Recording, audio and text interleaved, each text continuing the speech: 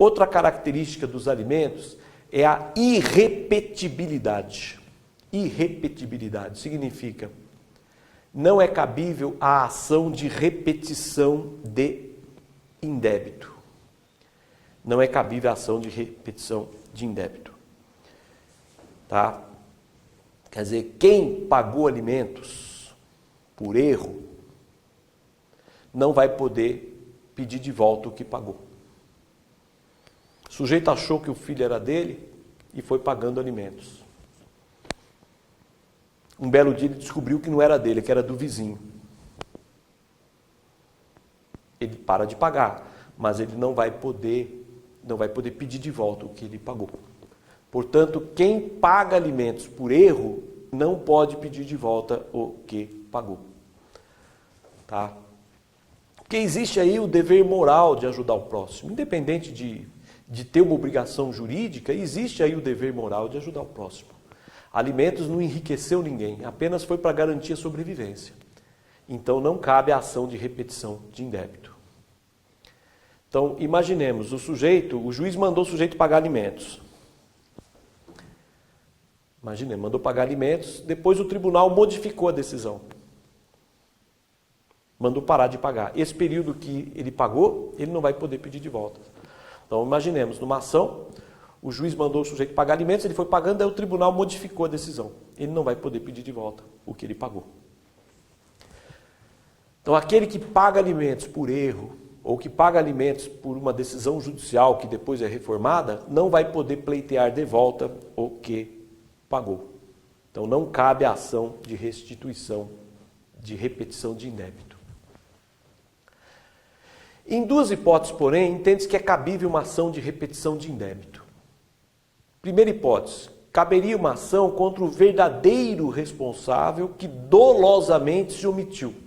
Então, por erro eu paguei alimentos para aquela criança pensando que era meu filho, depois constatou que não era meu filho. Eu não vou poder mover ação de repetição contra esta criança, mas eu vou poder mover ação de repetição contra o verdadeiro pai,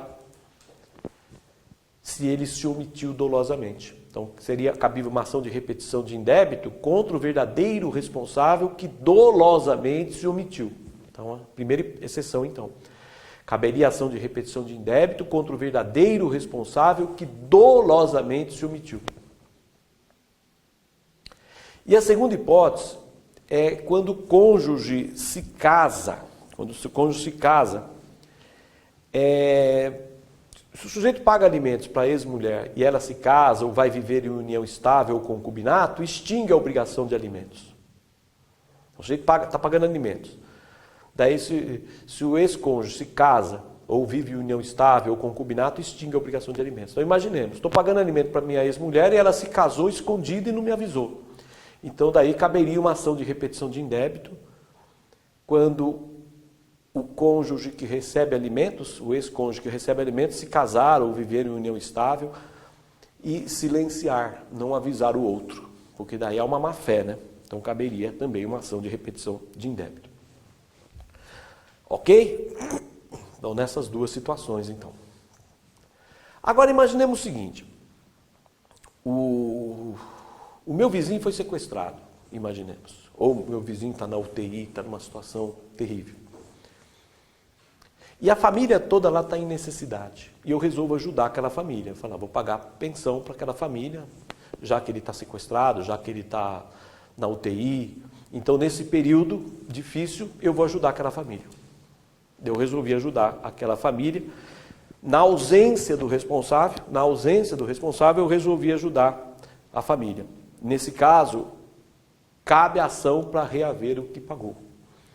É o que diz o artigo 871 do Código Civil. 871 diz exatamente isso, quer dizer, na ausência do indivíduo obrigado a alimentos. Aquele que pagar alimentos tem direito de receber de volta, quando esse indivíduo voltar. É o que diz o artigo 871 do Código Civil. Ok?